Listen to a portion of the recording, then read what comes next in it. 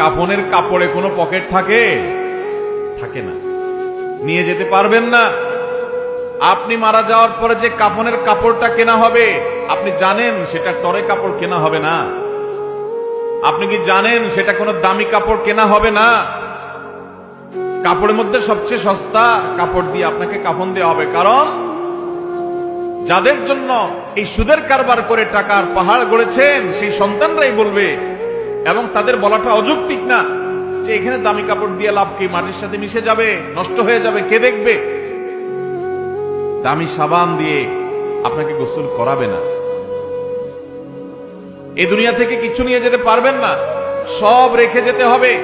ভাগ বটরা করে ছেলে মেয়েরা খাবে, আর হারাম কামাই করছে না আপনি, জবাব দিতে হবে আপনার।